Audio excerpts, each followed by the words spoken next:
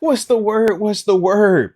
So look, man, when we're doing the show, we always get a ton of questions, man, about, man, what does this mean when you say they're gapped out? Or what do you mean when I say a one technique versus a five technique? Or just overall when we're talking about the different position groups.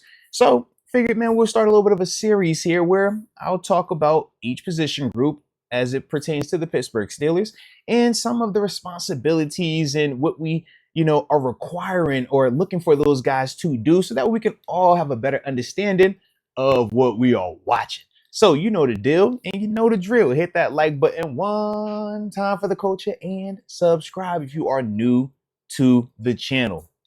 So let's start up front, man, because it always starts up front, especially in the black and gold. We know we play what? A base 3-4 defense. So what is a 3-4? 3 meaning 3 down defensive linemen, 1 nose tackle, 2 defensive ends, and then 4 linebackers, 2 outside linebackers, 2 inside linebackers, okay? That's our base defense. Now, when we're talking about the 3 down linemen, those are guys we're going to focus on real quick. Man, the base alignment of that is a nose tackle, which is a zero technique, directly head up to the center. Then you'll have 2-5 techniques, or what we call defensive ends. Think Cam Hayward, Larry Ogunjobi, right? And a 5 technique, we're talking about those guys being tight 5s or sometimes even 4 eyes, depending on how you want to align them. But they're going to be pretty much head up to the tackles, okay? Now, the tackles, obviously on offense, are the last lineman on the line of scrimmage. Man sits right next to the guard, and obviously the guard is next to the center, who is in the middle of the offensive line, okay? So that's the alignment element of it, right? When we're saying a zero technique, you're directly head up. 5 technique, you're on your tight outside on those offensive tackles, okay?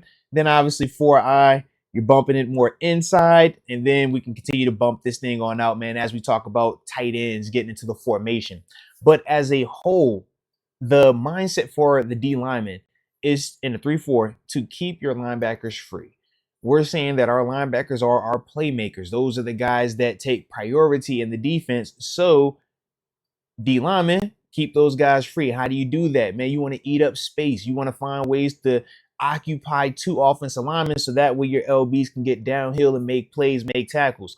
That's a big reason why a lot of 3-4 D linemen don't have a ton of sacks, because they're typically not designed for that and they're not asked to get that. But when we shift to our sub package, now you start to see that one technique, which is in between the center and guard.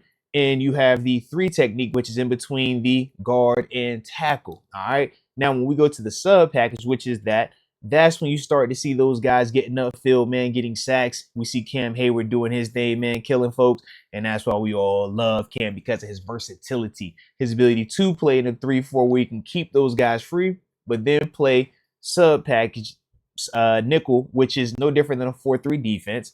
Now his mindset shifts to being a penetrator, getting upfield. And that's why you see him making the plays that he's been making and doing it for so long. And that's why we absolutely love him in this defense. But that's the thought process for the interior portion, man, our D line. So when we're watching it on Sundays, now we kind of know a little bit, man. All right. So drop in the comment section who you might want me to talk about next, and what position group you might want me to get into next. All right. But either way, I appreciate you for tuning in. Don't forget to hit that like button and subscribe. And until next time, baby. Peace.